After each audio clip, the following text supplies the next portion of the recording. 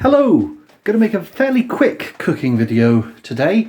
This is just going to be a very basic guide on how to make a delicious and easy sweet snack, flapjacks. So, let's go over ingredients. I've measured out 350 grams of oats, 170 grams of butter, 170 grams of sugar.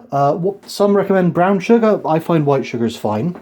Now, for honey, to make sure I don't waste any, I'm going to measure out the amount here. I need 170 grams. I know I've got 760. So, when I start melting the butter, I'm going to squeeze this out. And when this gets down to 590, I know I'll have used the right amount. And this last step is optional, but I like to do it. I've got some white and milk chocolate that I'm going to use as a topping. Just need to put some baking powder in this and we can get underway. So we've got grease-proof paper here on top of my bread machine. I've got that ready to get in. This means we don't need to worry about anything sticking.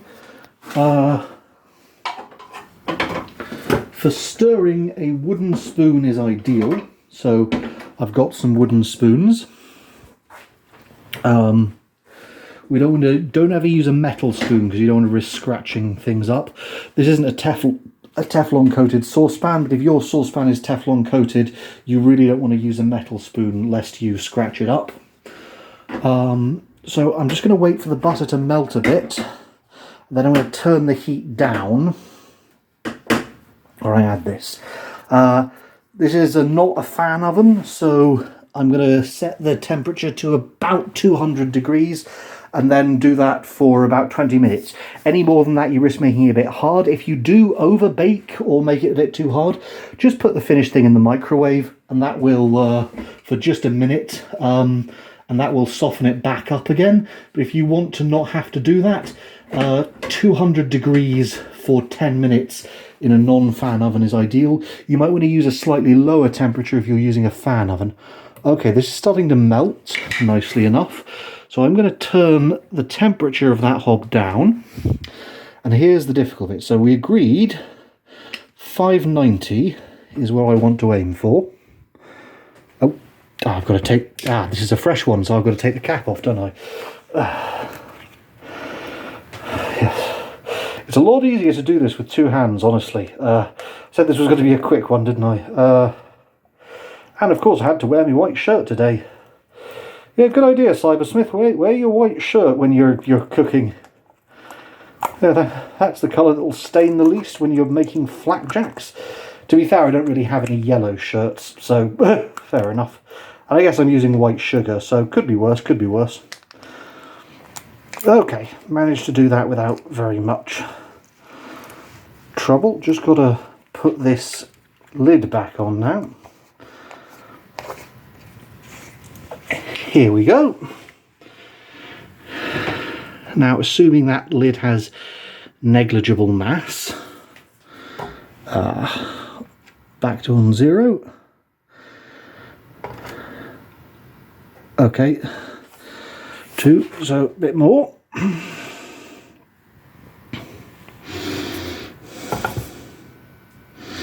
Six something, so a bit more to go. 619, we're getting close. 602, another 12 grams. 593, another 3 grams. 590, there we go. So we've used all of that we need. And now add the sugar. If you want to make this for more people, just double all of the ingredients. If you want to make a smaller batch, just reduce everything by 50%. It's the ratios that are really important.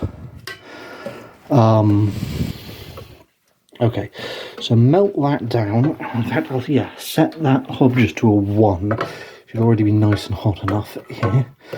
Yeah, melt this down until it's a nice liquid. And when this gets to a nice consistent mix of a singular viscosity throughout, add these and start to stir. And then when that is all thoroughly mixed, add it into there. Maybe just start to preheat this. There's still a little bit more time to go before this melts. As I said, this is a very quick, very easy recipe, but the outcome is delicious.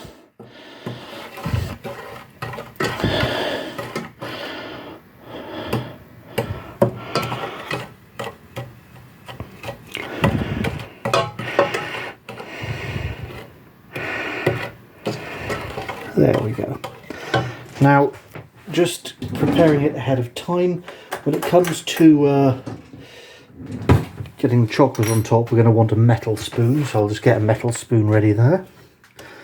Okay, this is very nearly, just got to let these last few pieces of solid butter melt, and we'll have our consistent mix.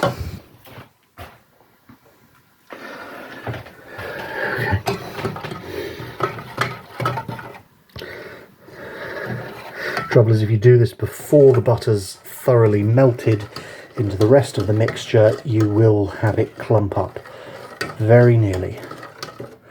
Okay, I think we are ready.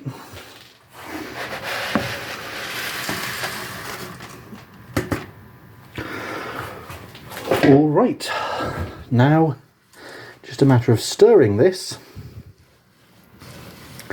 Now, it's going to be a little easier to do this with two hands, so you may have to abide another jump cut.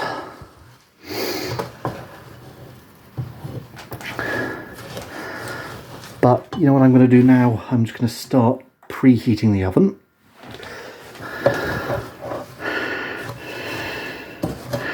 As I stir this mixture in, and I turn the hob off completely. I'll cut back when I'm ready to pour it in. Okay, got it nice smoothed out. Sorry I had to do the big cut there, but it's just very difficult to do that with two hands. It ends up getting quite heavy. So now I'm going to pop that in, and I'm going to set a timer for about 20 minutes. If I come back to it, should be able to cool it off. Got a nice wire rack here. To do with cleaning that, but that can happen later.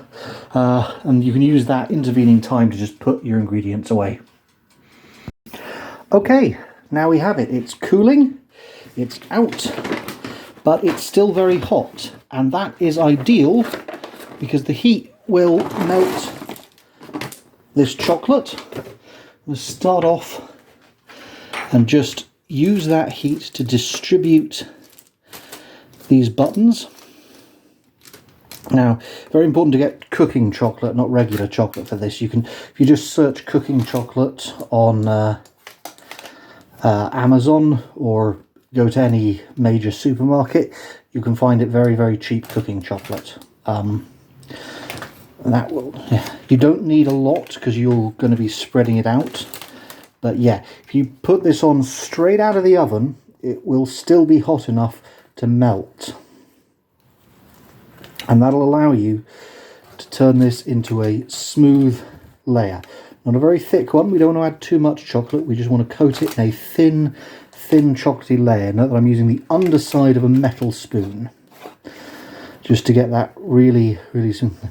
And I'm basically painting with it.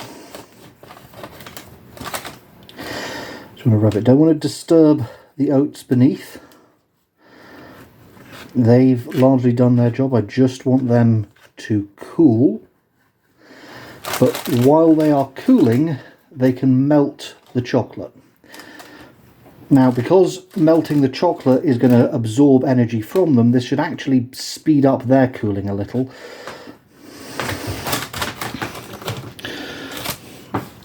So once I've got my nice layer of melted milk chocolate, and yeah, this is cooking chocolate, it's designed to melt this way,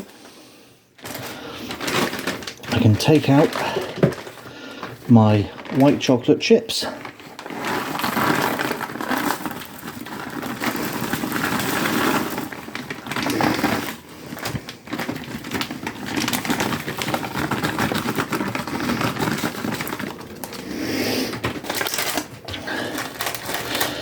and create a nice marbled effect. You have to do this pretty quickly. You do not want to wait for this to get too cold, otherwise it will not melt and you will not be able to spread it evenly.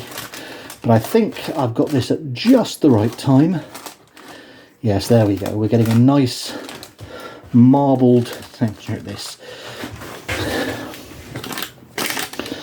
And that gives us a nice chocolate mixture to spread over it. Now I've got some Tupperware waiting here.